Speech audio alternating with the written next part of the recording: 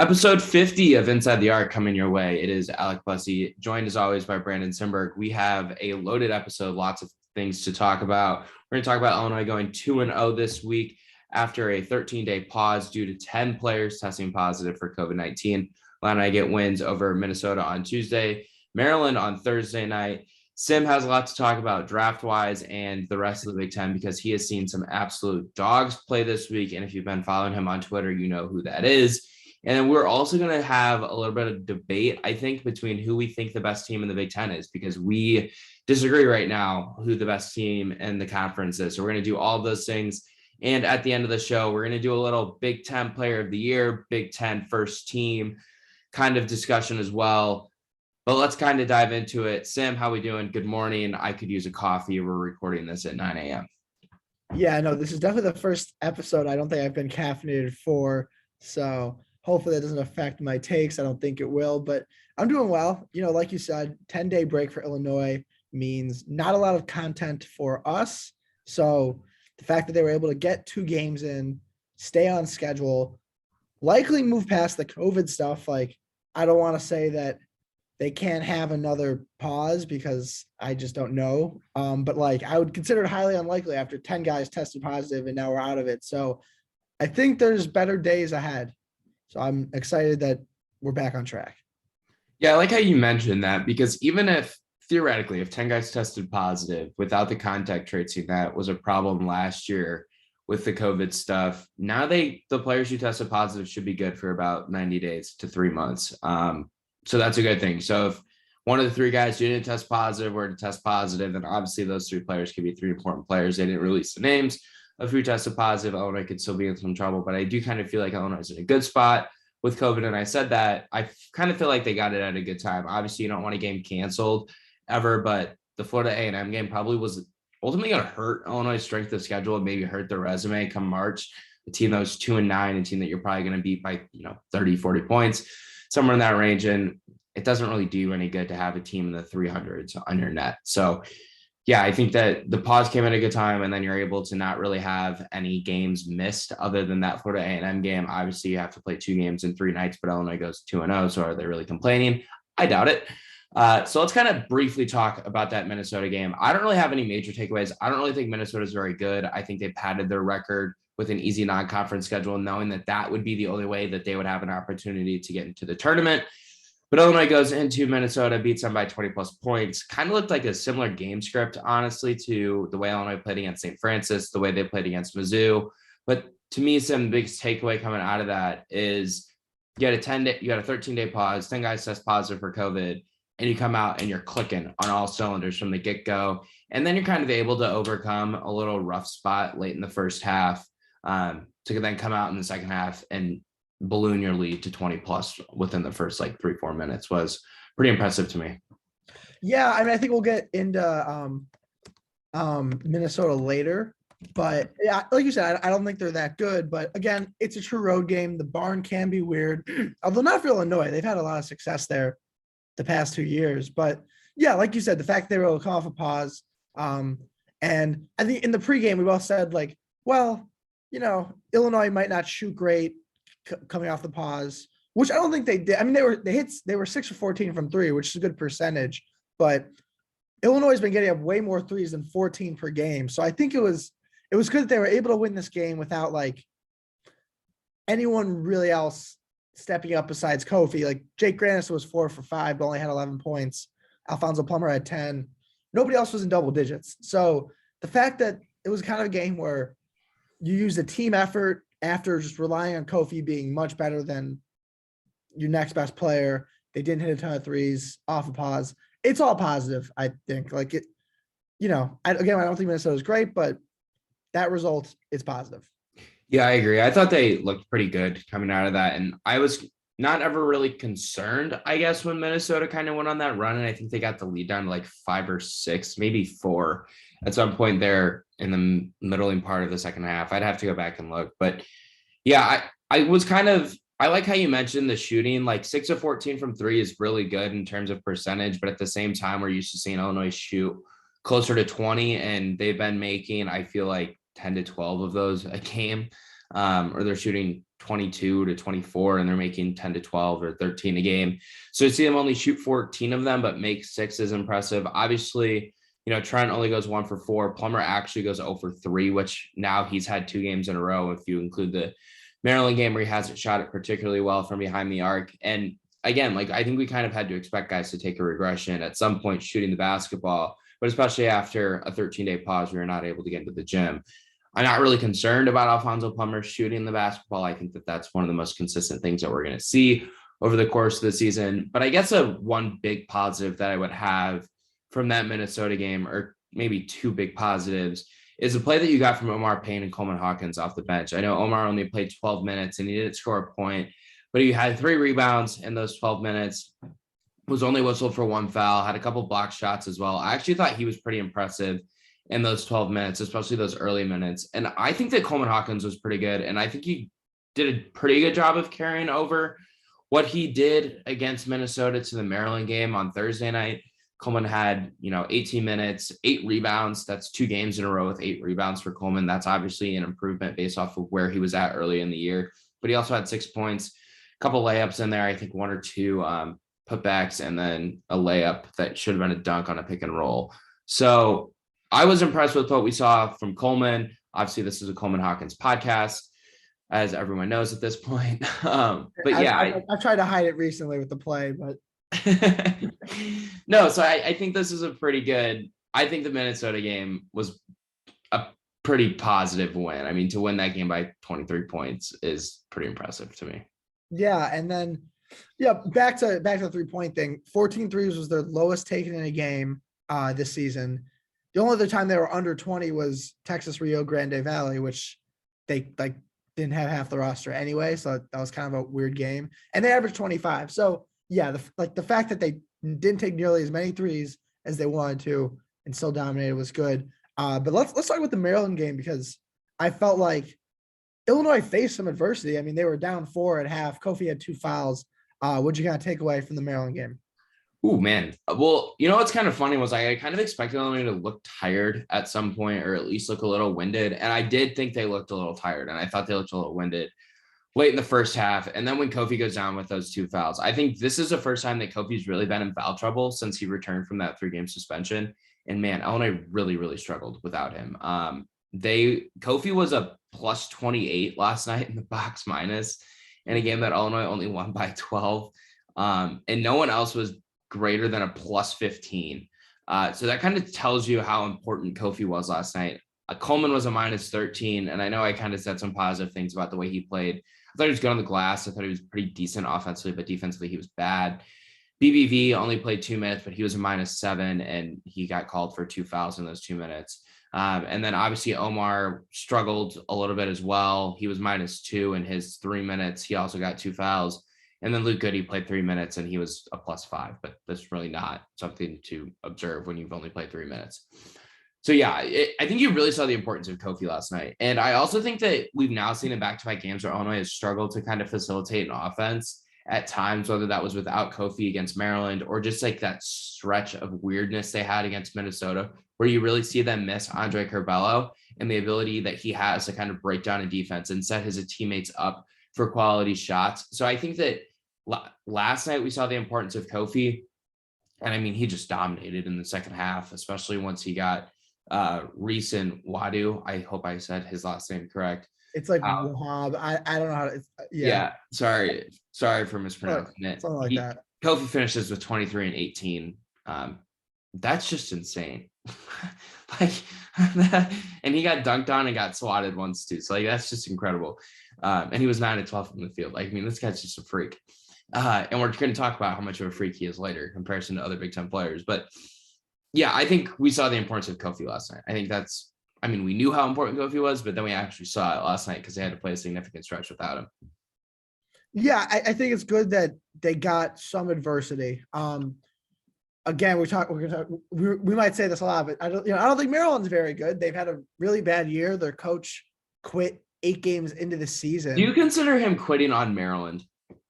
Because I said this to someone at the game, and I said I consider that cheating on Maryland or quitting on Maryland, not Maryland quitting on him. Like that was like the middle of that was the first part of December. From everything I've like gathered and read and people I've talked to, it was a mutual breakup, but Maryland wanted the breakup to happen in March or April. Yes, that's how I interpreted And it. so he was like, "Oh, you're not breaking up with me. I'm I'm breaking up breaking up with with you. It's not you, Sim. It's me. you." So I guess no, I understand why he did it, but yeah, I probably consider quitting. But and it's just funny to say that Mark Turgeon quit 8 games in. That just is fun. That's just better to say. But so I don't think they're great. They've I had thought you were a big Turge guy. I am, but it's I'm a content first guy, and saying that's funnier for content. I don't think Will Maryland. that make the Big Ten Beef article Maryland versus Mark Turgeon? It might because they were legitimately booing him off the court They like have to, right? 5 games in, and there hasn't been other beefs lately. So they were legitimately booing him off the court. So that might make it. No other beefs because Michigan sucks and Hunter Dickinson can't talk. Yeah, it might be Michigan versus themselves at this point. Jesus. Yeah. Okay. So anyway, Sorry.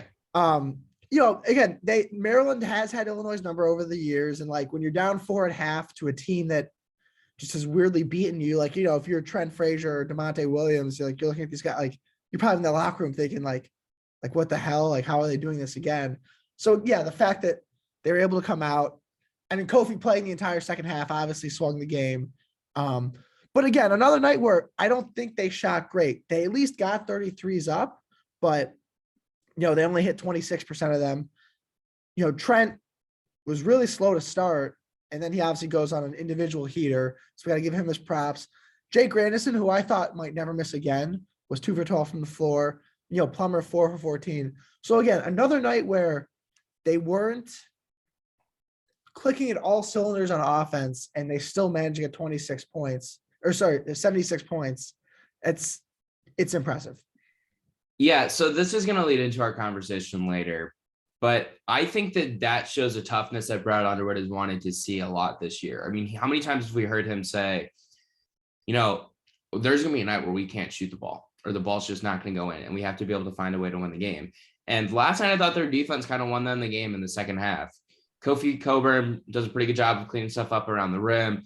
But DeMonte Williams was incredible against Dante Scott in the second half. Scott, I think, had 15 in the first half.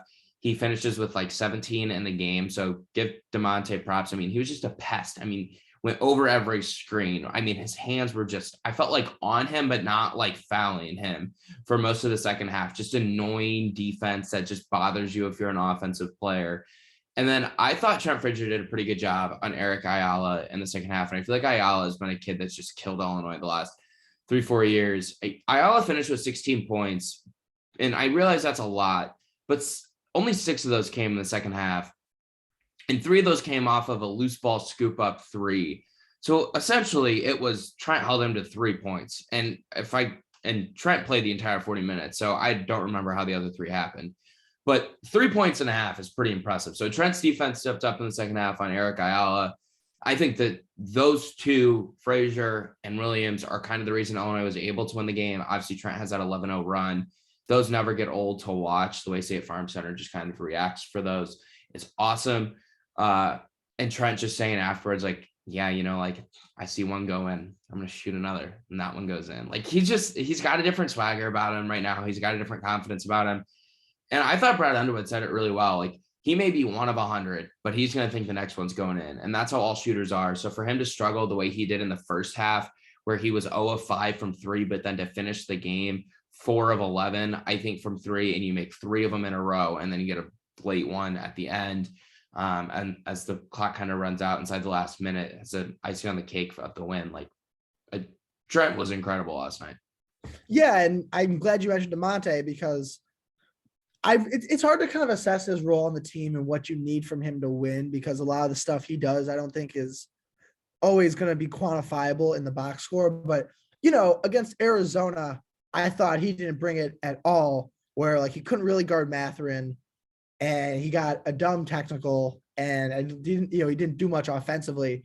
So I felt like last night kind of quantified what you want to see from DeMonte Williams. Like, even though he was 3 for 9, he had 5 rebounds. And it felt like they were like kind of crucial rebounds, or like, not rebounds you necessarily expect a 6'4" guy to grab. And then his defense on Dante Scott in the second half, because I, they don't have a lot of great wing defenders. Trent, I definitely trust on a guard. Coleman, I think I trust on a 4, but then you have to take DeMonte or Jacob Grandison off the court. So like that kind of, they clearly don't want Coleman playing like 25 minutes a game. They clearly want him 20. I think you feel like Grandison can be okay against the right kind of wing. Like he cannot guard a Benedict Mathurin. Like I wouldn't feel comfortable putting him, and we'll talk about him later, but like I don't know how comfortable I'd be putting Jacob Grandison on like Johnny Davis. I would not be comfortable with that. Or Jaden Ivey. Like I wouldn't do that. It would have to, I think it would have to be, I mean, if you want to have Trent guard up, which he can, you have Trent guard up, but like, exactly. I think like DeMonte, you ideally want to be that guy. So he can't, he kind of needs to be involved in the flow and making hustle plays. But how much do you really want DeMonte on those two guys though? Because I personally don't think he's a great matchup for them either. Because I don't think he's quick enough. Well, especially Ivy. I don't think he's quick enough to stay in front of Ivy. Yeah, I mean, look, Johnny Davis is really hard to guard. Matherin's hard to guard. Yeah, he's not. If I had to pick any basketball player in the world, DeMonte is not in my top 1% of choices, but I'm only given 13 scholarship players here to pick from. And I trust him more than Jake on those guys. I trust him more than Coleman because he's like at least around their size.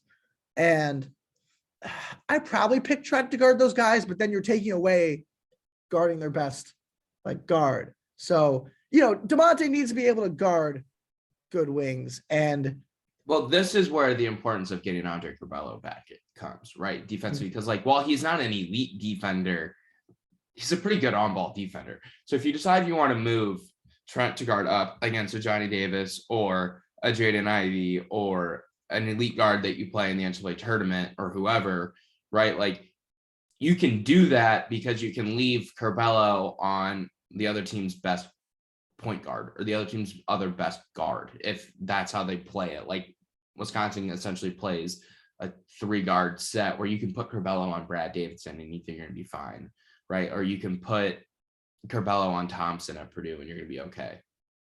Yeah, no, I think that he's definitely an upgrade over Plummer defensively for sure. Another thing I wanted to hit on from last night, I thought Illinois' rotation was maybe expanding, but it has come to my attention that was probably due to the fact that they had blown out some teams. And it's like, oh, you can get Brandon Podziemski some run here. You can get RJ Melendez some run here. Luke Goody can play more than 3 minutes. Because last night, or against Maryland, I feel like that depth went away a bit. Yeah, you know what's really weird about that is that they were in a bunch of foul trouble in the first half. Like Kofi had 2, Payne had 2, BBV had 2.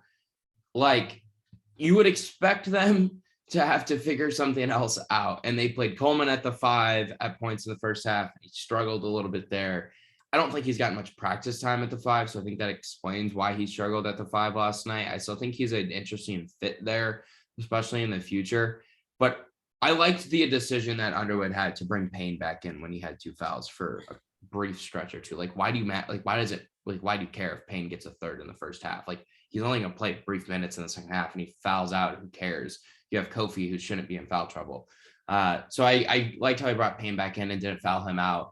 There was a time in the first half where I thought that he could bring Kofi back in because Kofi's been really good at this season. Like he doesn't foul. Like he largely just hasn't done it. Like I think last night was the first time that I considered him to be in foul trouble. And it was only in the first half when he had 2. Like I can't think of a time where he's had 4 this year, and I'd have to go look.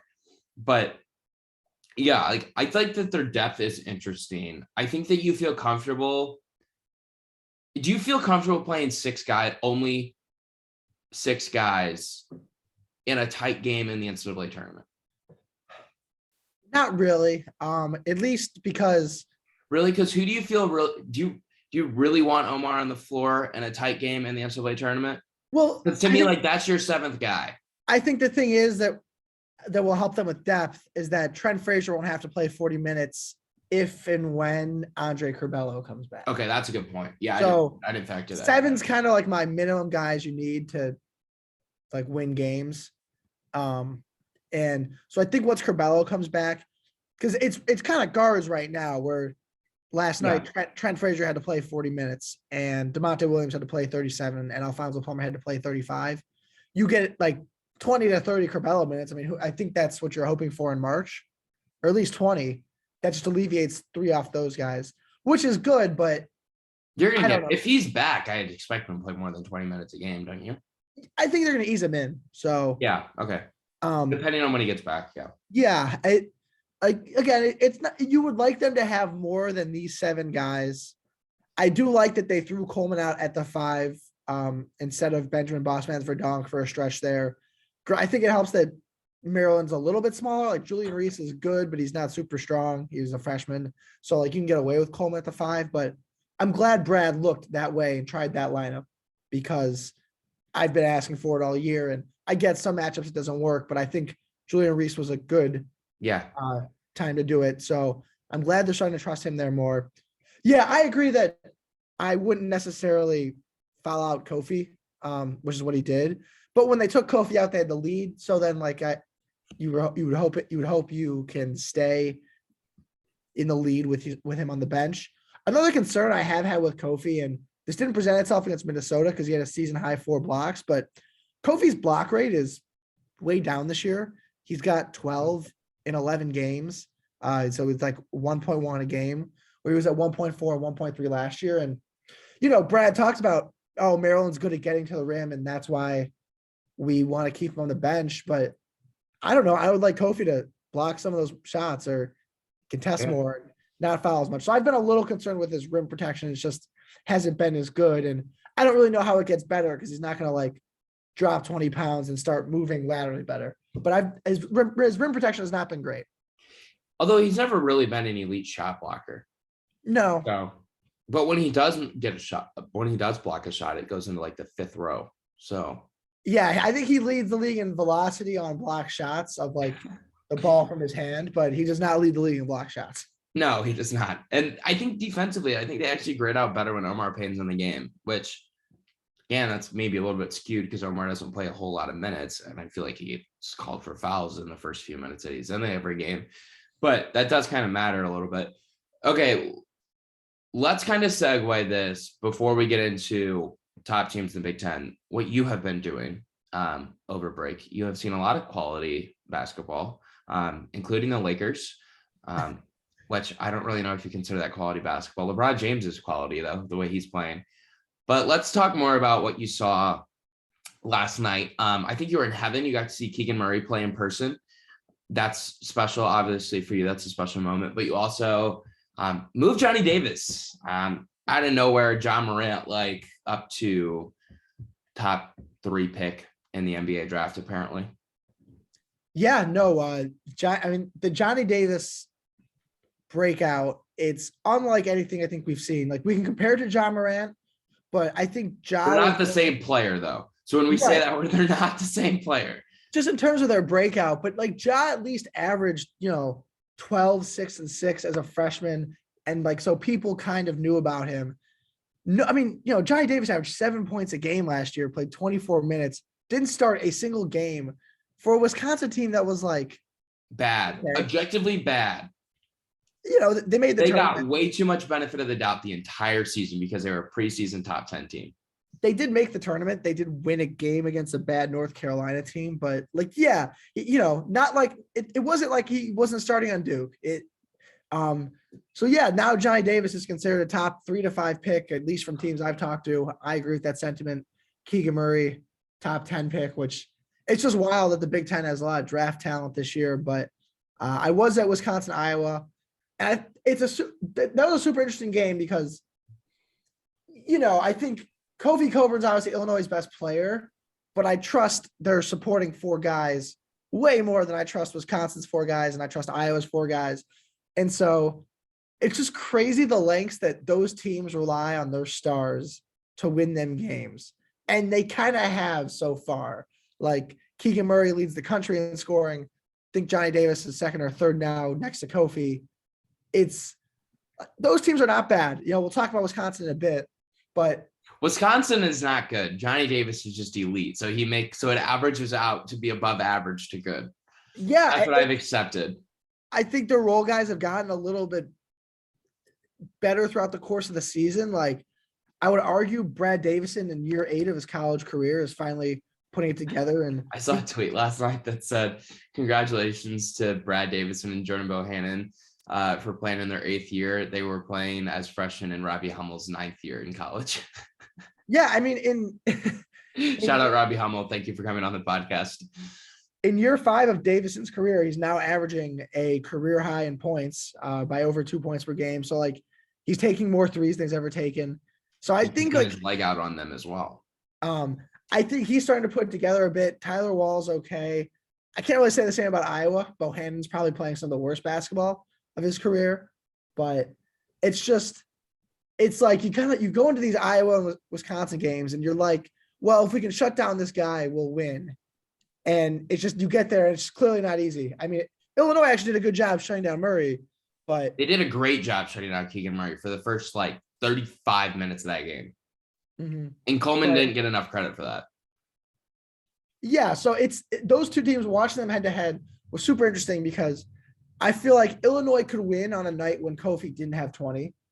And like, I don't think Wisconsin and Iowa could get a good win if either of the stars didn't have 20 points.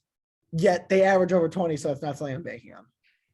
Okay, so I'm going to objectively ask you, because this is something that I feel like isn't been asked or talked about. And we were talking about this last night. What makes Johnny Davis so good? Because like I watch him and like this kid's game is just so sound. He can shoot. He can handle the basketball. He can get to the rim. He doesn't ever get sped up. He plays really good defense. Like what makes him so good? Because I don't see a major weakness in his game. Yeah, he like does not have holes in his game is right now how I would describe it. Like, you know, I think a guy like Jaden Ivey is more athletic and definitely does cooler things on the court, like some of his dunks and the way he can get end to end in 2 seconds. But he's not as sound in the half court. He's not as sound as a shooter. Like Johnny Davis so far has not been bad at anything. Defensively, he's been good. He's been good. Like he's good guarding the ball. He's strong. He uses his length in the passing lanes. He's got over a steal per game. He's got over 2.2 combined steals and blocks per game, which for someone who's listed at 6'5" is good. The shooting percentage isn't great. Like he's shooting 35.8%, but he's a good reminder that shooting percentage isn't always indicative of how good someone is of a shooter, because the threes he's taking are not easy. Like Wisconsin's kind of like, hey, please bail us out and take this tough three. So, and he can hit them. Like he hits tough shots. I think he can pass the ball a little bit better and create for others a little bit better. But again, he's not been bad at it. He's pioneering the entire offense for a team that's won a handful of games right now. And then you just talk about the it factor. I mean, 37 at Purdue, 30 on a neutral court in the Maui Vegas tournament to beat a good Houston team. 26 last night against Iowa, and they needed every bucket. Like he just kind of has the it factor. So I think he doesn't have any holes. There's areas he can get better in, but when you look at his growth curve and the fact that he was a 3-star recruit to barely playing on a college team to now suddenly being one of the best players in college basketball, that's someone I would bet on getting better because he just showed me he can do it in a 2-year span. So is he the best player in the Big Ten? He's definitely the best. I wouldn't say definitely the best college prospect, but he's probably the best college prospect. Is he the best player? This is kind of a good segue to Big Ten Player of the Year. And the reason we want to talk about this, and shameless plug, is because I wrote an article for Orange and Blue News. It's up on our website now, about Big Ten Player of the Year race, because calendar slipped to January. We're oddly like halfway through the season. And I don't think I can think of a tighter race between players than I can this year. Like last year, I think we all kind of knew Luka Garza was going to win. Like we kind of tried to spin it, or like, well, like if Illinois does this and Iowa does that, like he can win. I never really completely bought into that. Did you buy into that last year? If Illinois had won it outright and if Iowa had slipped a little bit more, I thought that might be enough to push the Iowa over Luka narrative, but that didn't happen. And I want to say another reason I want to talk about this is because I now feel like I can't watch one of these Big Ten teams play without it coming up on Twitter. Like, Yeah, that's a really good point. I mean, I'll bring him up. Jeff Goodman, I feel like has been kind of trolling Illinois fans at this point. Like he left Kofi off a bunch of lists early in the season when Kofi was averaging like 25 and 12, not like saying anything about him for player of the year. And then like last night, Kofi has 23-18, but Davis has like 30 points. So Goodman's tweet is, "Oh, Johnny Davis player of the year." And Illinois fans are like, "That's so wrong. That's a disgrace." And I don't blame Illinois fans for supporting their guy. But then you got John Rothstein who tweeted out Kofi Coburn, Shaquille O'Neal-esque, better numbers than Luka Garza, player of the year. And yet Illinois fans being like, "Oh, that's so right." And I see Wisconsin fans then being like, "No, it's Davis." So Iowa fans want to say Keegan Murray. So again, like, I just don't think, because there's so many talented players in the league and so many guys that would probably be deserving in like a down year, all these fan bases now want their guy to win the award. So after every big performance, it's a talked about thing on Twitter. Yeah. Okay. So in my article that I wrote, I highlighted 4 or 5 players, Kofi, Johnny Davis. I threw EJ Liddell in there, and the way he played last night against Indiana was ugly. Congratulations, knocking on the door moment number 3 this year. What is in Sim is beating his chest as he drinks his water. It is tough to go into the hall and win. And what do you trust in, Mike Woodson? Everything, your heart and soul, and what do you trust, or in what do you trust? It's definitely been a little discouraged by Indiana, but the fact that they can rebound like that off a Penn State loss and beat. That didn't happen. You didn't watch. Well, then last night didn't happen either because I didn't watch the. No, that one happened because they won. But no, I will talk. I want to talk about the depth of the Big Ten later. We'll talk about it. Yeah, I'll get into Indiana later. We'll talk about the depth of the Big Ten. But yeah, back to your original question because we're kind of okay. Sorry, I wrote Travion Williams, Jaden Ivey. I think Purdue, if Purdue wins the league, it's going to be hard to not throw one of those 2 players in there to receive a lot of votes. So I threw both of those in there. I don't think Zach Edey plays enough minutes. I think he plays like 17 to 20 minutes a game. I don't think that's enough. Keegan Murray, he's averaging 24.5 points a game, or at least he was when I started writing this. I don't know what he scored last night. He scored 27. So all right, cool. It went up. Even better. I don't think he's going to win, but if you're the nation's leading scorer, people are going to vote for you. If Iowa by some grace of God finishes in the top 6, top 5 of the Big Ten, I'll say 5 because I think 6 is like not that outlandish. Okay, if they finish top 5 of the Big Ten, like if they get a double bye, like he's going to get a lot of votes. Okay, and then EJ, Johnny Davis, and Kofi are the 6 that I wrote about. Tim, you got to vote today. Who you voting for? I'm going to put you on the spot. Yeah. So you asked me who the best player is in the Big Ten. And like, again, we talked about with Kevin Sweeney, if you were to draft a team, who's the first guy you take? And I think right now, the first guy I take in a draft, not even like me being an NBA draft homer, but like if I had to win a college basketball game tomorrow, the first guy I take is Johnny Davis because he's like a guard wing and I think it's easier for guards and wings to win games because they're always going to have the ball in their hands. I mean, the man put up 37 at Purdue and hit tough shot after tough shot down the stretch. So he'd be the first guy I'd take. There also just doesn't seem to be a guy who can guard him. Like Jaden Ivey should have been able to step up and guard him, and Jaden Ivey didn't seem to want to guard him in the second half. Like he didn't step up and say, he's mine. Like, what the hell? So just looking at the Big Ten picture today, if I had to vote for player of the year today, because Illinois is in first place technically. Wow. You're going to do it? I would vote for Kofi today. Wow. I didn't think you'd say that. I think this award is team. I think it's schedule based. And so it'll probably switch for me a lot this year because I like to reward winning. I think like the best player on the best team, or if it's close, I think the team that was first, even though Kofi's teammates are better than Johnny Davis's, they should be rewarded. Now, I don't think Illinois has really had any good wins in Big Ten play. You can argue at Iowa, but they're undefeated. He's having a monster season. So I would vote for him with the caveat that if they don't finish first and like Wisconsin jumps them or is tied, it would go to Davis.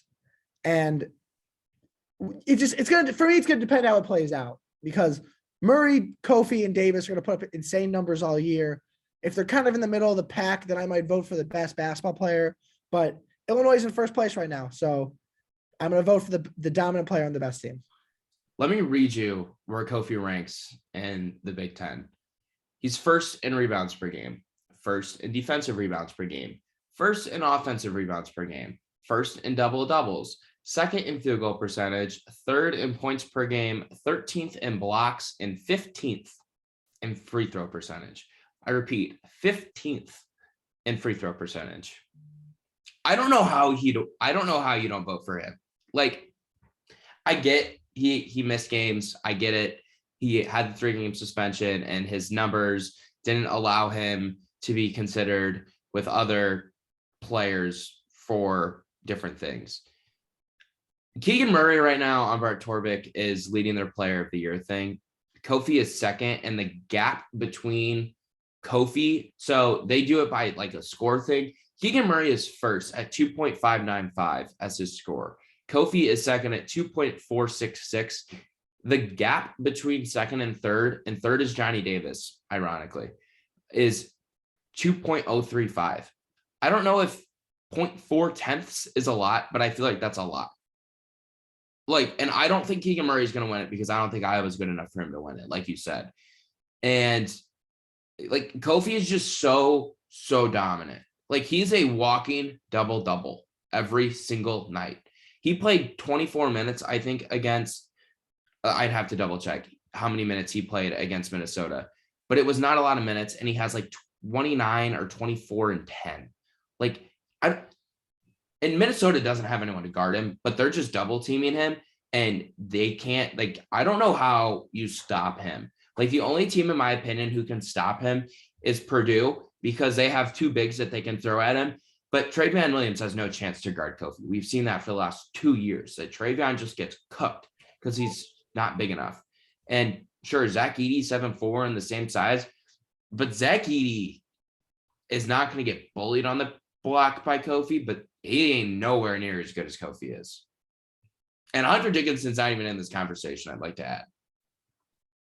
I will say with Kofi, I don't really think he's played that many good bigs. Like, no, I agree with that. So, like, I do want to, like, I think, Dickinson's at least around his size. TJD and Race have at least been a good defensive tandem for Indiana this year. Like, Trace leads the Big Ten in blocks. Obviously, Edey is a ginormous human. So I do want to see him against better opponents. But we've seen him dominate Trace for 3 years. Like, I don't think that's going to change. I don't think he's going to be as dominant, though, as he's been against, like, whoever Minnesota was throwing at center. And, I love Keegan Murray, but he had to guard him, and he's like 6'7". I just want to see it against the other better bigs. Or Marcus Bingham on Michigan State is that a really good That's a good take, too, because that's an interesting matchup. So, like, I want to see him do it against the other bigs, and I want to see, like, Illinois is in a close game. Can they go to him every time to get buckets? Because Wisconsin can go to Johnny Davis every time, as we saw in Purdue. Like, when it gets to a close game, and I think Illinois' recent close game was Arizona, and obviously that's Arizona. It's Christian Coloco, and Kofi was actually better in the second half. But I want to see, like, all right, you're not up 1 million points now. You're in a close, tight game down the stretch against a good team. Can you carry them to a win? Because that's one thing with Io. We knew, not to compare Kofi to Io, different players, but Io could do that. Johnny Davis could do that. I want to see Kofi do that, but as of today, I would vote for Kofi. But what I think is interesting is FanDuel has Johnny Davis as the favorite for National Player of the Year. Can you win one and not the other? I don't think you should, because I don't think you should, but can you? Because I think you can. I think the voting is different, right? National's a national thing. Like, it could happen where the Big Ten is like, the Big Ten people only, have different thoughts than the national consensus. But I think that's stupid because it's both like player of the year and you're playing against each other. And I guess it factors in the non-conference, and Kofi missed 3 non-conference games and was not good against Arizona, and Johnny Davis single-handedly won Maui. But I still think conference is the bigger sample size. So National Player of the Year should factor in mostly conference. So no, I don't think you should be able to. I guess I can see it happening. So I would just counter you with, and I think USA Today just names someone based off of their own criteria, their own sports writers. But like Io won USA Today Player of the Year last year, and Luka Garza won the other ones. And I wouldn't consider that Player of the Year, right? Like Illinois keeps mentioning that. They mentioned that when Io got his jersey hung. We should probably mention that. Congratulations, Io, if you're listening. Thanks for coming on the podcast. Friend of the program. He was on the pod. Yes, thank you for coming on. Congratulations. That was an awesome moment to witness and to see. But I don't consider that like the Wooden or, I consider Player of the Year the Wooden Award. Yeah, I consider it the Wooden or the Naismith. Like, I don't think you should be able to win one and not the other being the Big Ten Player of the Year. But like, I wouldn't be shocked if it happened. It's a different set of voters, and it factors in now conference play where Davis was better, but I think it should be the same thing. So, okay. So what is, and we can kind of segue this here shortly. I want to talk about E.J. Liddell. Surprise. He was really bad against Indiana last night, but I also said that I think Trace Jackson Davis is one of the worst matchups for him in the Big Ten. Trace is someone who can step out on the perimeter now, can handle the ball out there. EJ is obviously someone who can make a living out there as well, but EJ finishes with just 11 points. He was 2 of 7 from 2-point last night, 1 of 5 from 3, and he did finish with 9 rebounds, but just not EJ's best game. What does Ohio State have to do for EJ to win? Because I feel like we talked about the little help that Johnny Davis has had at Wisconsin. Kind of feel like EJ's right there with just not a lot of help around him. That's what I think too, but I think his biggest problem right now is that people thought he had more help than he did in the preseason. You know what I mean? That's a really good point. I think the expectations for that team and like some of those, people were hyping up Jamari Wheeler in the preseason. So I think it's a lot of it is expectation based, and the fact that he now doesn't have I agree he doesn't have a ton of help, but that's not what we were saying a month ago. So yeah, well, and it's weird too to say this about Ohio State because right, just looking at the picture, right, they're 9-3, they're 3-1 in the Big Ten. Their only loss being on the road at a middling bubble team, Indiana, tough place to win. And they're ranked 13th in the country. And obviously they're going to drop after that loss to Indiana, but they're still probably going to be the second highest ranked team in the Big Ten or third highest ranked team in the Big Ten, right? Like, I don't think Wisconsin's going to go from 23 to 6. I don't know. Maybe they'll be in the similar. They'll be right around each other. Okay, whatever. I'm not going to do the math in my head. I don't like looking at the AP poll that much to begin with. But right, like you look at Ohio State on the surface, you're like, oh, they're really good. But I don't really think Ohio State's really good. I think that they have one of the 3-5 best players in the country on their roster. And I wrote this in the thing that he makes an impact defensively and you see it. Like you see it in the stat book and you also see it with your eyes. Like when they upset Duke, and I think that that's a large reason why they're still ranked so high is because they beat Duke. EJ shut down Paolo Banchero in the second half. Like we both watched that game, right? Like that was impressive as hell to see what he did to Paolo Banchero, who is arguably the most difficult player to guard in the entire country. And EJ shut his water off. So that's what I mean when I see his defense. Like to me, he's an all Big Ten defensive player. I also think it's worth noting what more does he need to do? Again, he's averaging 18.9 points per game on 49% from the field, 31% from 3 as he slipped a bit from there. But the other Davis, Coburn, and Murray are literally top 3 in the country in scoring, and EJ right now isn't in the top 40. I want to make the case. I think he can, but Ohio State probably have to finish top 2. His numbers would I'm thinking top 3, and their numbers would have to go down just because the other 3 lead the entire country in scoring, and they also rebound and defend. They're those guys are also 2-way players too. They're not. This isn't a Luka Garza. I'm only doing an offense thing. All 3 of those guys also are good defenders. So, and not EJ is probably a better defender than them all, but again, they're top 3 in scoring in the country. So I think EJ has an uphill battle on his hands. Not ruling it out. It's super early in Big Ten play. Yeah, and then I think we each agree that one of or both of Jaden Ivey and Trey Van Williams will get in the conversation if Purdue gets right. And this is a good segue. I was saying this is good. I think if I'm someone who awards I think I'm someone who likes to reward the team that won the league, and I still believe Purdue is going to win the league. I still think Purdue will win the Big Ten. Okay, so this is what I think is interesting. But I think right now on January 7th, I think that we disagree on who the best team in the Big Ten is. So FanDuel has, and like, FanDuel isn't the end all be all, but their odds to win the Big Ten right now, it's Illinois plus 250. They're the favorites. Michigan State plus 310. That's not going to happen, right? Ohio State plus 410, and Purdue is plus 480. I don't have a FanDuel account, but I might make one like today just so I can touch Purdue plus 480 because I think they're going to be a top 2 team at worst, and I think they're still going to win the league. But yes, back to your question, we do disagree on this. So you said, let's say on January 7th, we took like the top 6 teams in the Big Ten and just put them together in a tournament. Who do you think wins the tournament? Like today, it's all played today. Turn fatigue off.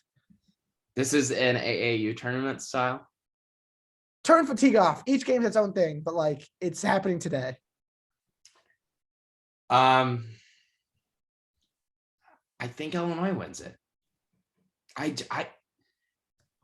Now I'm saying that with the caveat that I think they shoot it better than they have the last 2 games from the perimeter. I think that's kind of a big like barometer for how good Illinois can be. I think if they're shooting it the way that they can shoot it from 3, and this goes against everything that I've thought since before the season, even since July. I never thought that this Illinois team was Final Four good. But if they shoot it the way that they can shoot it with Trent Frazier, Alfonso Plummer, Jacob Grandison, and you've got Kofi doing what Kofi can do on the inside, and you get Andre Curbelo back to facilitate the offense and maybe shoot it at a 30 to 33% clip, which I still don't think is completely outlandish if he comes back. I think Illinois becomes Final Four good. Now, can they do that over a 4-5 game stretch to get to the Final Four? I don't know. But their defense is starting to seriously improve. Like if you look at where they're at in KenPom right now, they're 12th in KenPom. Their offensive efficiency is 10th in the country, and their defensive efficiency is up to 27th in the country. So their defense has gone up a lot in these last 2 games. I think it was in the 40s before they played Minnesota and Maryland. And I realized that neither one of those teams are very good, and that Maryland's offense was atrocious last night in the first half. But this is all supposed to average itself out in KenPom. So they're up to a top 30 team defensively. I think Illinois wins that tournament. And I think that if they play their best, they have an opportunity to make a run in March. But I don't think that they are the highest ceiling team in the Big Ten. I still think that's Purdue. Purdue still has the best offensive efficiency in the entire country on KenPom.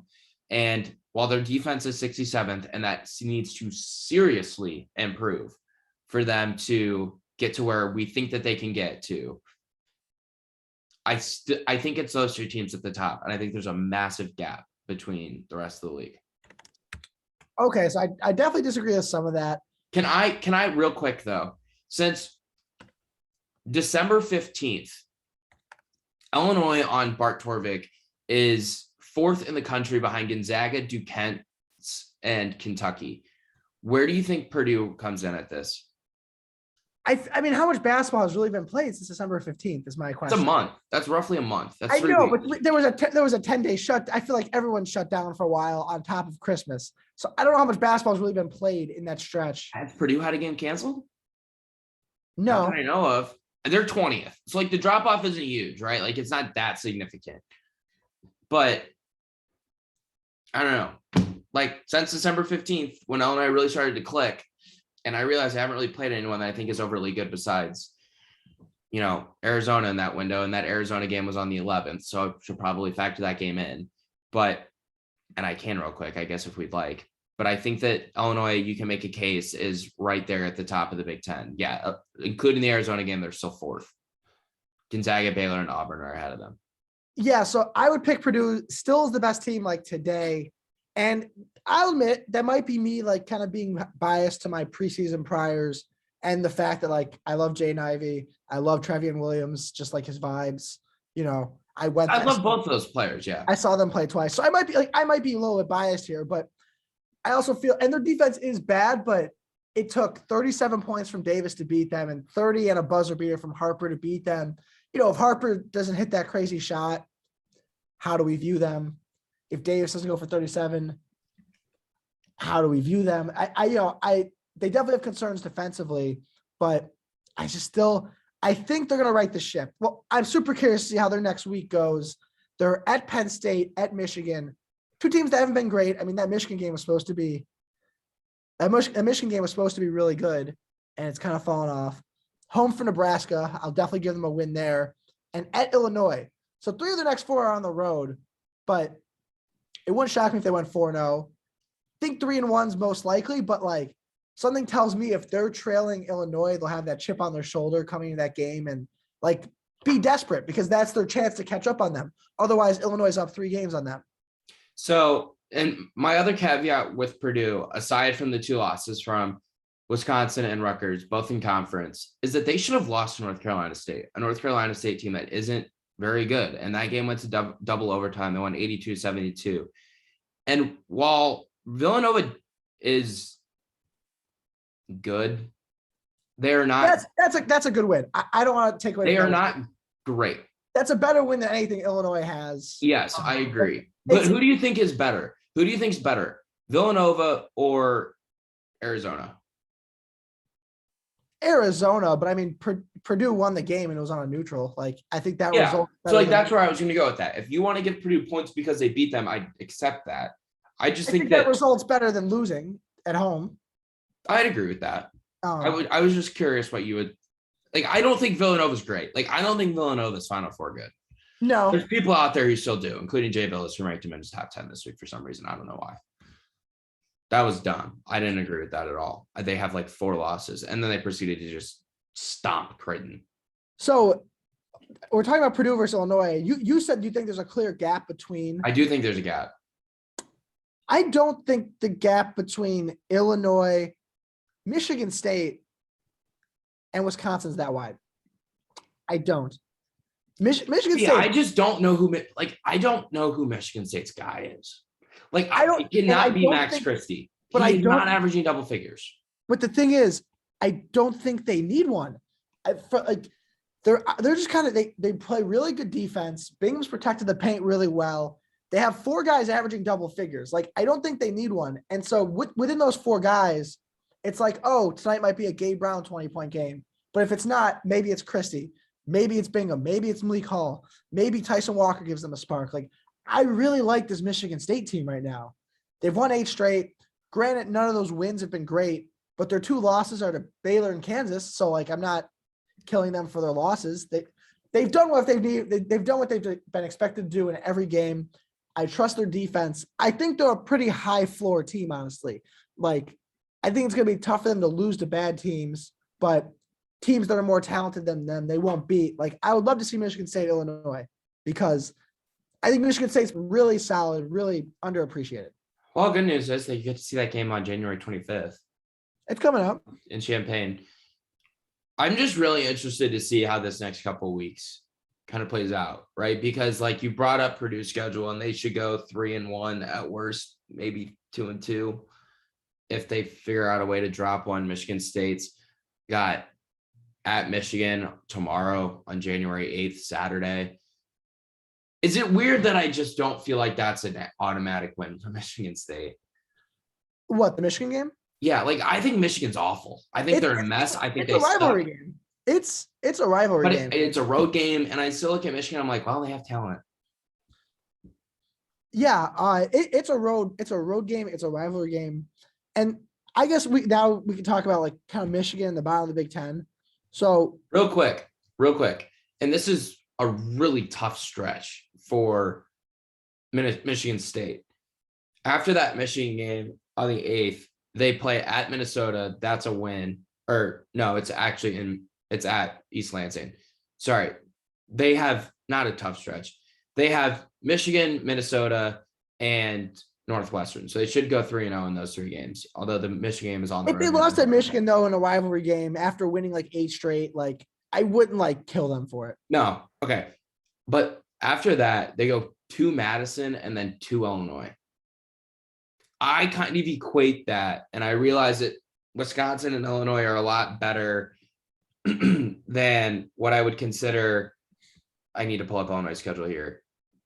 Illinois has a tough part in their schedule where they go and they play at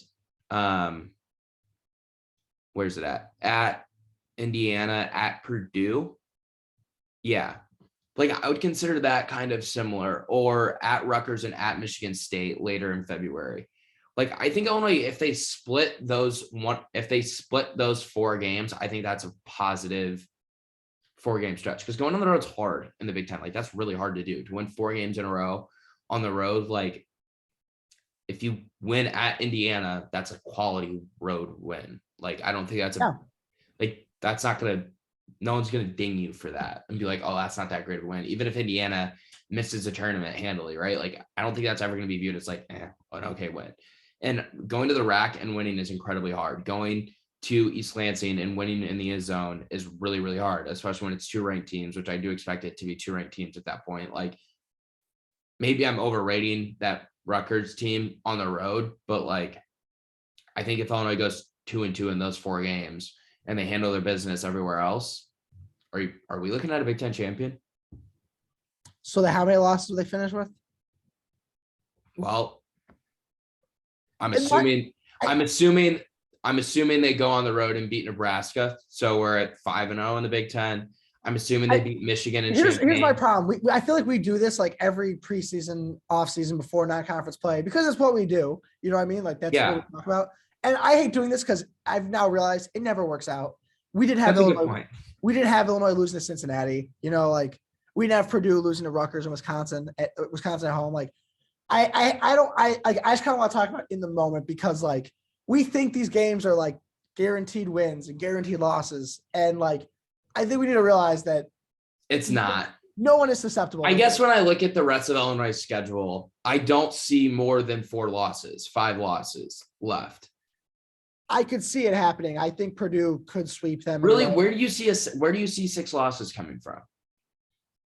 Like I'm looking at their schedule right now. Like I don't think they're susceptible. I'm not penciling them in to just win every road game. Like Maryland, I'm not either. I think that they could lose on the road at Michigan in the final game of the year. I just said I think they can lose at Rutgers or at Michigan State, but I think they split. I just said I think they can lose at Indiana or at Purdue. They can lose both of those. You know, I don't think they could. I don't think them against Michigan State at home or against Wisconsin at home or Ohio State at home. I don't think those are guaranteed wins. Like that's a good point. I just don't think they're guaranteed wins, so I think they could stack up. I guess what this is going to come down to, and it comes down to this every single year in the Big Ten, is who protects their home court the best, right? And this is where it hurts Purdue. You already lost a home game, and you lost a road game. That's why they need to get it back against Illinois. That's why they need to get it back against Illinois. Okay. All right. Let's talk not the bottom, because the bottom's awful, right? Like we don't need to talk Nebraska. We don't need to talk Maryland. Well, if we get into this, I don't really know after 5, like where the middle starts and the bottom begins. It's kind of I think is the point of this. I think I read a bracket. I think I read Lenardi's bracket this morning. I'm not a huge bracketology person in January, but I clicked on it because it's like candy. Like you need it, right? Yeah. I think the Big Ten had 7 teams. 8. I kind of think they're right there. Like I think it's 6, 7 at most. 8. Yeah, 8 maybe. 8. No, 8 maybe.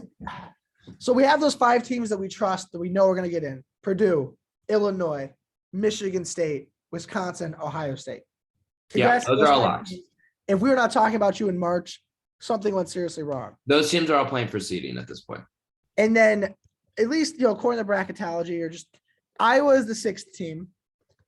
See, but I'm not bought in on that. I'm not either. Indiana, who just lost to Penn State, is the 7th team. And now the loss of Penn State is now essentially canceled out because you beat Ohio State. So, but they beat Ohio State. Yeah, but like they beat Ohio State at home. I don't know. If you're like a tournament team, in my opinion, you should not lose to Penn State. I agree. Yeah, the Ohio State win helps. And yeah, Iowa is now 1-3 in Big Ten play. They're 11-4 overall, but like their non-con was cake. So, Oh, really? It was? Iowa scheduling soft? but so like, No. do I really think like Iowa, who's already 1-3 in the Big Ten, is gonna put together quality wins to They move go up? 10-10? Right. Or are they Like, gonna I don't think they're doing that. so Indiana's the 7th team. Again, not a lot of great non-con wins. Already a bad loss to Penn State. They did beat Ohio State, but I like, think Indiana's a bubble team. yeah, I just think they're gonna be on the bubble all year. Minnesota is currently No, projected to make the tournament because they're 10-2. no, But yeah, their best win is home against Michigan, no. and they're 1-2 in Big Ten play. So The biggest X factor here is Michigan. And why do we keep doing this with them? They're 7-6. They've looked like crap all year. Outside of the first half against what team was that they played where we watched the first half? I said Buffalo. yeah, we watched the first half of that game and said they're going to the Final Four. And then they almost blew it in the second half. Like, why do we keep doing this with them? They're 7-6. They deserve no benefit of the doubt at all. But they're the biggest X factor. Yeah, I think in a vacuum, I think they're this like if again we talk about this like neutral tournament. I don't know why I'm saying this because they did lose at home to Minnesota, but I think they're the 6th best team. I don't know why I'm saying this. I can't like disagree with you. Like the Big Ten, like it's not good. Like it's objectively not good. Like it's not Pac-12 bad. Sorry, Sim. That conference is awful, terrible. I'm sorry, and you can't even defend it now because just because there's 3 really good teams does not mean the conference is good because the other 9 teams are terrible. Like they're not going to get another team. The ACC is terrible. It's awful. Like I don't think there's another team in the ACC other than Duke that I'm going to pick to go to the second round of the tournament. I don't think another ACC team might get in. Another ACC team shouldn't get in. It will, but like I don't know enough about the Missouri Valley this year, but like, why the hell can't the second best team in Missouri Valley be objectively better than the second best team in the ACC? Because like that might be North Carolina, and North Carolina sucks. Yeah, I don't know who the second best team in the ACC is, so I can't definitively answer that. Like maybe Wake Forest, like Virginia Tech. I think had a good one last night over someone. I don't know. It's not Florida State. It's not Virginia. Yeah. Like Miami is. Yeah. I don't know. Like Notre Dame just beat North Carolina. Like, I don't know. Like that conference is awful. It's so bad. I will say back to Michigan though. I mean, so they're 7-6, but they definitely played a tougher non-con. Seton Hall was at home, but at least Seton Hall is ranked in like a good team. Arizona was a neutral. We know they're good. At UNC, again, like we just talked about, but like it's a true road game, and UNC is probably who I'm banking on to make the tournament out of the ACC, like just because of the pedigree. But like I'm not. And they get the benefit of the doubt because of their uniforms. Like, let's be honest. They lost at UCF, who like I think people sneered at that result, but UCF might win the AAC now. Like they're not. It's going to be them, or it should be them, Memphis or Houston, if they're able to overcome the injuries. And then at Rutgers isn't great, but Purdue lost there too, and their bench was depleted. So like I think they could put it together. The problem is they don't have time because Michigan's upcoming schedule. This sucks. Is home for Michigan State, the number 10 team in the country.